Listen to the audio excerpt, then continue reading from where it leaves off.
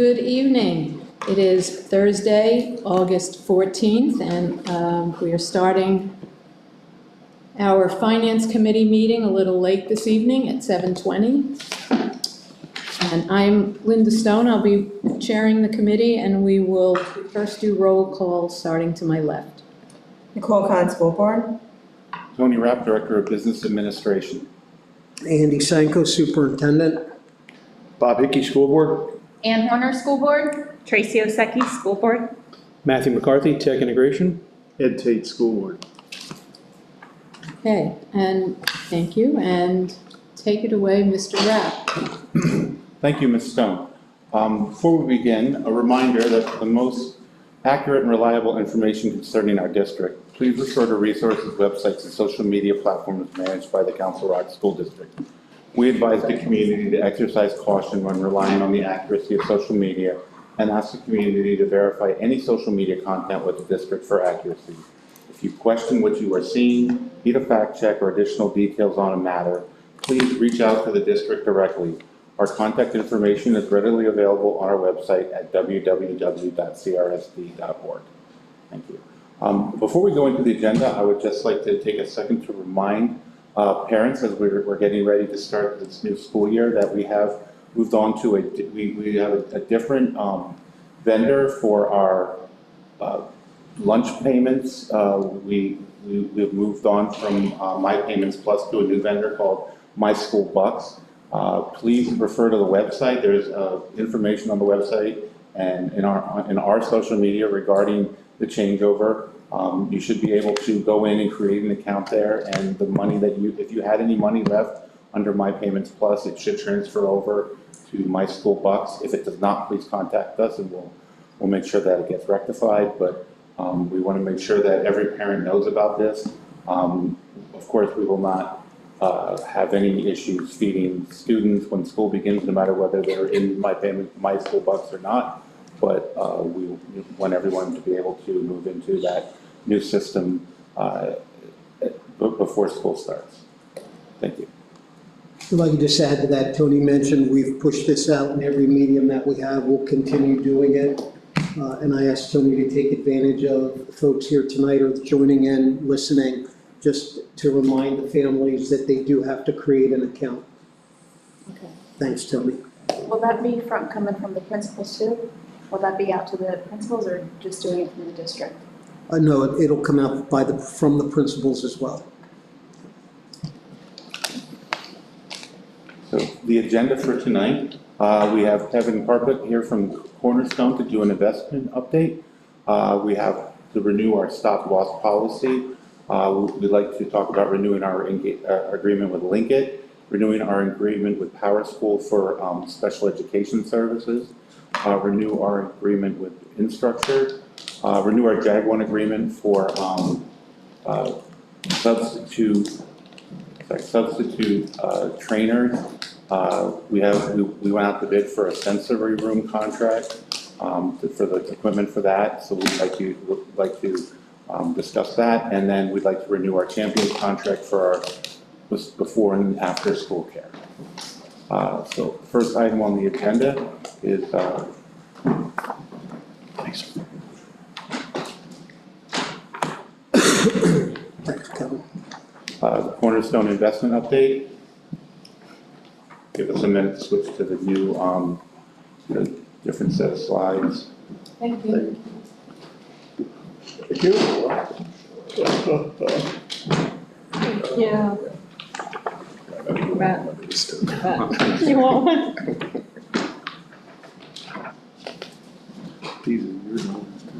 Well, thank you very much for having me here tonight. What we're going to do is spend just a minute wrapping up the investments for the last fiscal year, and just spend 2 or 3 minutes giving you an up-to-date look at where we see the economy and interest rates going forward.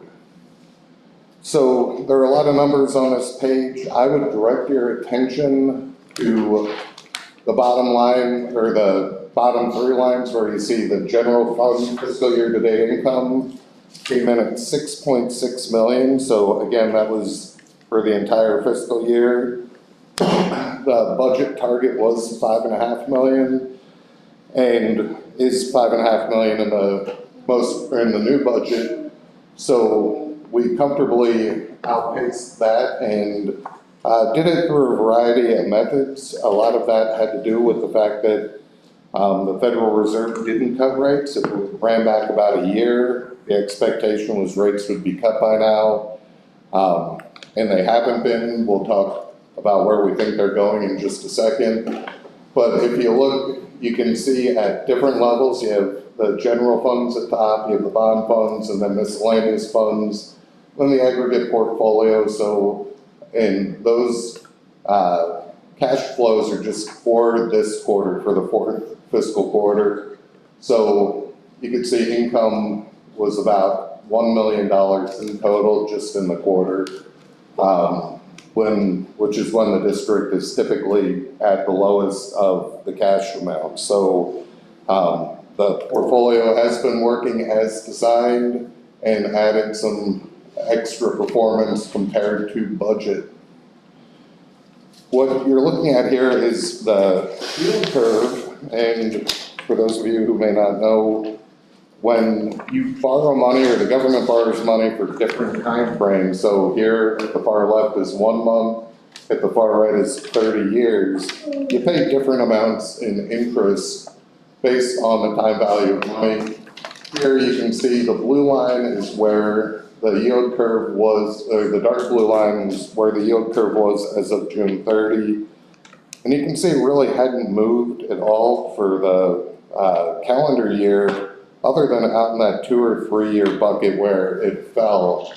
That was the market saying, you know, the Fed won't cut rates this year, up until now, but within 2 or 3 years, they likely will have to come down a little bit. And you can see, you know, at the beginning of the year, you could lend money to the government at 4.25% for 2 years, and as of the end of the quarter, we were at about 3.7%, which makes sense as the economy slows a little bit.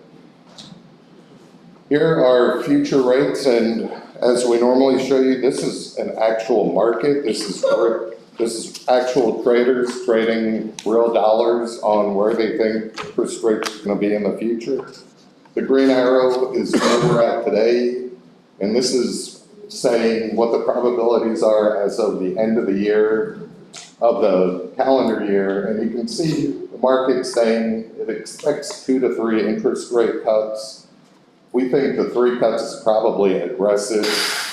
Obviously, there's a lot of noise in the news that the President and Secretary Treasurer, the Secretary of the Treasury want to cut rates more aggressively, and there are a couple members of the Fed who want to cut sooner rather than later, but when we look at it, we think it's more likely that we'll have 1 or 2 rate cuts by the end of the year at most, unless wheels come off the economy. Then this looks out basically at the end of this fiscal year, so just about a year away, and the numbers on top of the bars are the probabilities, and you see here, you know, expecting 3 to 4 rate cuts between now and a year from now. There will be a new Fed chair, one likely to cut rates a little bit more aggressively than the current one. And if the economy continues to slow, you know, that kind of makes sense. Hopefully it's depoliticized and makes economic sense. But I think the important thing here, and I'm going to jump back a couple slides, you don't need to, but when we're talking about where rates are going to be, you see from 2019 through 2021, rates were at 0, and prior to that, from about 2008 to 2012, rates were at 0. We don't see going back there. So when we talk about rate cuts, we talk about going from about 4% a year, you know, 4.25%, to maybe 3 to 3.5% a year. So we don't see the dark old days, and I mean in fiscal 2020, we were grinding to make any income because money markets were paying 0.25%. We do not envision that, so I think that's an important thing when we talk about, can we hit the goal, the budget number for this year? We're confident that we will be able to, short of some kind of disaster scenario where things go back down to where they are. To give you an idea, the district's money is in is held by 3 different institutions. Pliget Wilmington Wilmington Trust and TD Bank. You can see they're all paying about 4% now, so if the Fed cuts rates 0.25%, you're still gonna be making 3.8, 3.9%, which when we look at the timing of the cash that the district collects, assuming those rate cuts don't happen too soon, aren't too front-end loaded, we should comfortably outstrip our budgeted number again. So, there's no need to do anything overly aggressive, to hit that goal.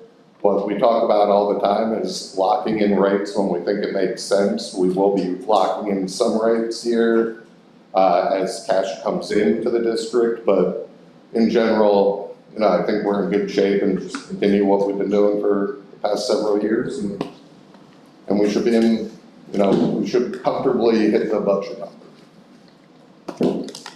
And if rates go to 0, delete this recording but again, we do not, we see at the outside between now and a year from now, 1.5 points, and that would be really aggressive. Being aggressive, right, on the couple of rates to the end of the year. Yeah, so between now and the end of the year, maybe 225 basis point cuts. The market, because inflation numbers came out good the other day, the market's praying for 3 or 4 because that helps the stock market, but we think the market may be a little ahead of itself. So 2 between now and the end of the year makes sense, 1 being in December. I would also, and please correct me if I'm wrong on this, if you look at the treasury yield curve, the fact that there's not a wide spread between the 1-month rate and the 30-year rate, plus the fact that the 1-year, 2-year, 3-year, 5-year rates are all less than the month rate. That's kind of where we've been living, where we've been making our money during this time. So, as long as that's continuing, I think that's important that we're gonna do well with our investing. Absolutely. You could have just said that and saved 10 minutes. So any other questions, thoughts? I missed first, when you said, what's your projections for this year, 25, 26? Well, so the budget's 5.5. We're expecting somewhere in the 6 range, so maybe 6.25. Yeah, I actually had it written down from last year. Your projection last year at this time was 4.5. From last year? Oh, right, because From our finance committee meeting in last August, you projected 4.5 million for the school year. Yep, and that was because the Fed was gonna start cutting rates a year ago. And I over-delivered. I think that is positive. I think those 2 in plus, yeah. See, that's a problem with people who take notes and keep them.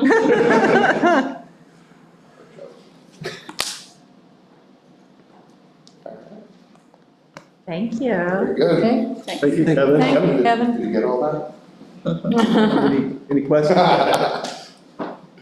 There you go. Thanks. My pleasure. Take good care. Good job. Thank you. Thank you. Take care, Kevin. Hi, sorry to keep you waiting. Yeah, sorry. You're good.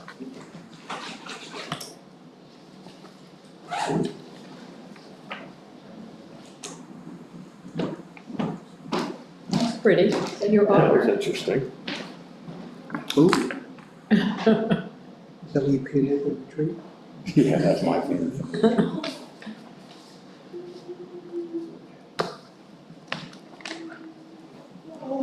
so, the next item on our agenda is renewal of the stop loss policy. Stop loss policy is what we use when, so we're self-insured, so we have money put away to cover our medical expenses. However, when an individual claim exceeds $325,000 in cost, we have what's called the stop loss policy that kicks in to cover the amounts above that $325,000.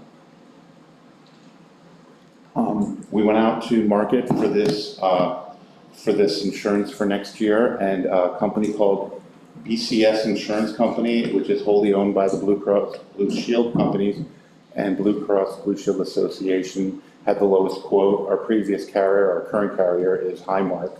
The new annual premium with BCS is $1,465,532, and that is a decrease of $156,989, or 9.7% over the prior year. These premiums are paid out of the healthcare fund from contributions from employees and the district. So was the previous stop loss threshold Yes, 325,000, so you didn't change that? We're not changing the threshold. Is there a group amount besides the individual? There's a group amount, I'm not sure what that is off the top of my head. We generally don't have to worry about the group amount, but. Yes, okay, great. Any other questions about this? Yes, So, we're paying an annual premium of about $1.5 million to cover claims above $325,000. Yes, So theoretically, one claim could cover the cost of the premium if it was a huge claim. yes. absolutely. Do you know what our experience looks like? I mean, do we have many claims in excess of $1 million? I think we've had, I think our worst year was, we had about 5 that exceeded 325.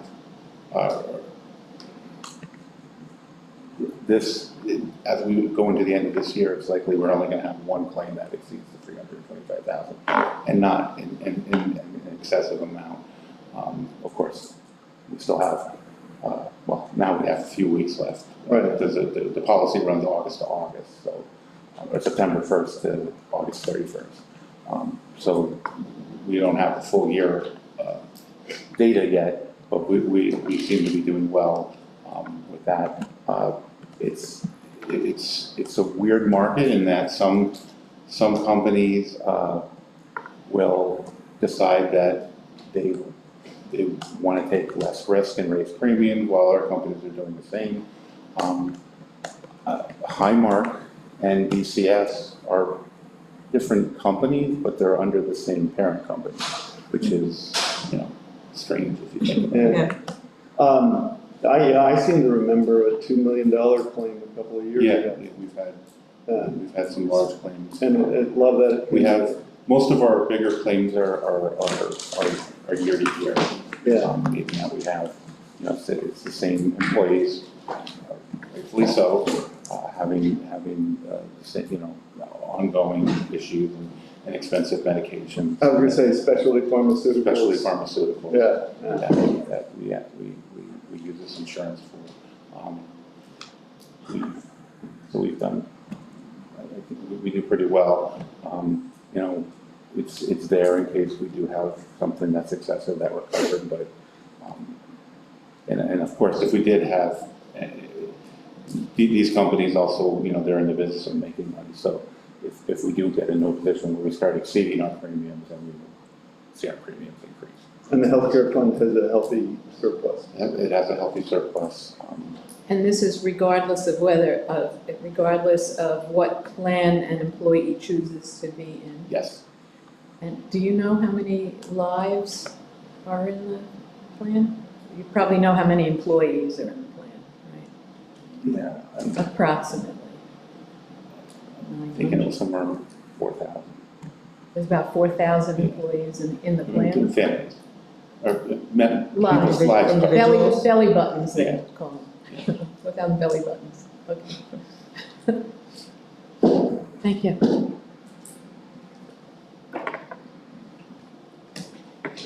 The next item is to renew our agreement with Linkit.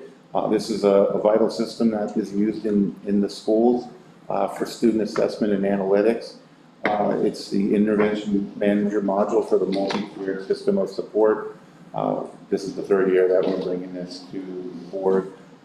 Comprehensive assessment platform manages and analyzes student assessment data, gives us historical reports.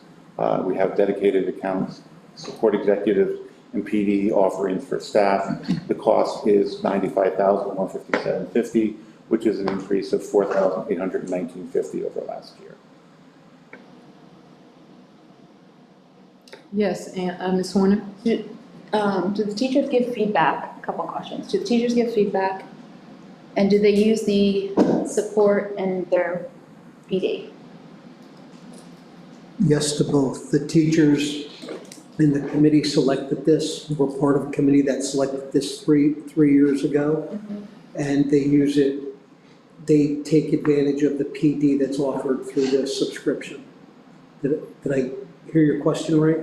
Okay. Thanks. Any other questions?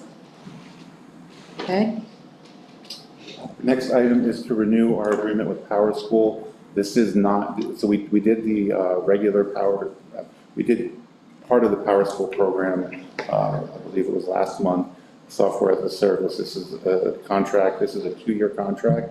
This is actually our special education management program. This is used, this is very well used in the district. We put all of our IEPs, 504 plans, and other special education processes in the system. It integrates with the rest of our Power School information system. This is a 2-year contract where we're looking at paying $70,140.29 for both years. So that's the total cost of a 2-year contract. The prior year contract was $34,315.09 for 1 year. any questions? Ms. Khan? Is there a reason that we have it for 2 years this year versus the 1 year? Because it doesn't seem like there's a cost savings. Well, there's a cost, so obviously the upcoming year would have been an increase. Okay. So locking in, going with a 2-year contract, we're locking into that, to this year's price for next year. So we Okay. don't have a Okay, price. so there increase is next an year. upside. There is Okay. a cost savings. Okay. Thank you for explaining that. Anything else? Moving on. Renewing agreement with Instructure Incorporated is another software that's very well used within the district. It's the Canvas software, which is used for secondary school assignments. It's a 1-year contract. It allows for 6,700 users. Total cost of $52,869.70 for the year, which is an increase of $2,525.90 over the prior year.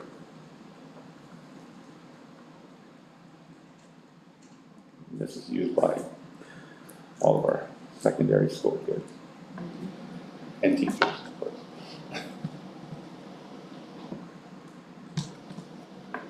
Ms. Khan? Since we just discussed the one for the Power School, and I see this, like most software programs, is increasing by 2,500. Did you try the same kind of thought theory or strategy of trying to renew for 2 years versus 1 to lock in the price? We did not try that, but this was not a large increase comparatively. For the other one? And there's a lot of these software that are going out there. Well, not a lot, but it's really what the market is giving us. So.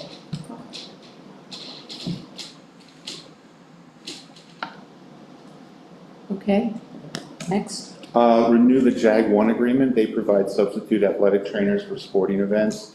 The price is $85 an hour, which is no change from the 24-25 school year price. I know in the 23-24 school year, we did not spend anything on their services. In the 24-25 school year, we did spend $5,461.25. And this is basically so if an athletic trainer is out sick or needs some time off or needs to go to PD, we have someone available to fill in for them without having to,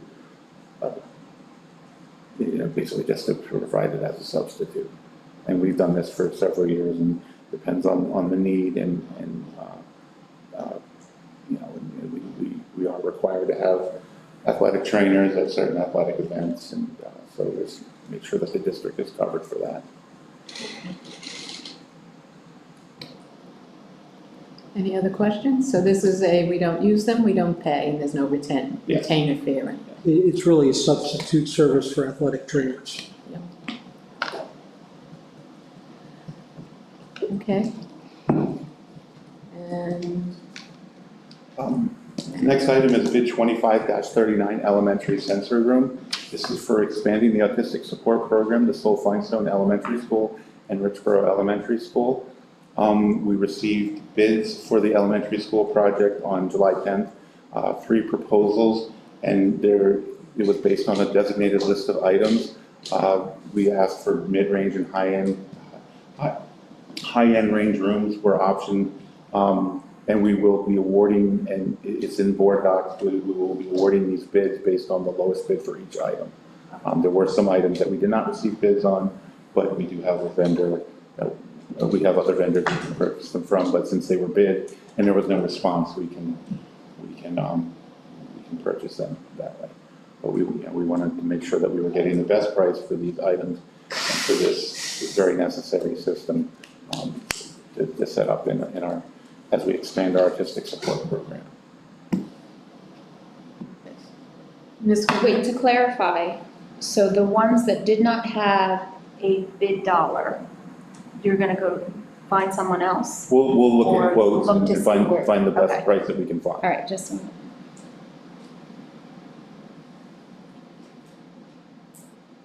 And next month, we do have a consultant that we'll be working on for these. We'll bring their contract here next month for that. But they've done an excellent job so far, and I've learned a lot about the purpose of these rooms, and it's kind of, it's neat stuff, so. Do you have an example of the kinds of items that you purchase for these rooms? Yeah, sensory boards, foam cube pits, tactile stuff. So Al Oberman and I, Kyle Canner and I, we went out and we looked personally at some setups. And then when Al Oberman got on, we kind of passed this off to Al, and we went to Tony and we said, we want to make sure with this expansion that the students, with the expansion of our program, the AS students, particularly that are going to be moved, we want to make sure that they have everything they need as they move into Soul Finestone and to Richboro. So there's a whole host of things that is available out there, and that's why we asked for a mid and an upper range, so we get a sense of what it would cost to put these rooms together for the kids that'll be going into those schools. Ms. Khan? I think I just wanted to elaborate, 'cause I'm envisioning the sensory rooms I visited, I think, at a couple of the elementary schools this past year, and it was, even from the lighting, right, options to, I think there was like foam rolling board. I think one of the rooms had a Swings. swing, tumble mats, and, Singular trampoline. exactly, So, yes. yeah. It's the consultant through the IU? I'm just kind of curious. No, we went out and found a consultant. Actually, the folks we're working with has nonverbal AS kid, and one of the places that Kyle and I visited, they turned their entire basement into a sensory room for their nonverbal autistic support child, and we learned an awful lot from them. That's great. Thank you. And last? Next item is to renew the Champions contract. This is a 5-year contract. for before and after school care. With the advent of full-day kindergarten, they did provide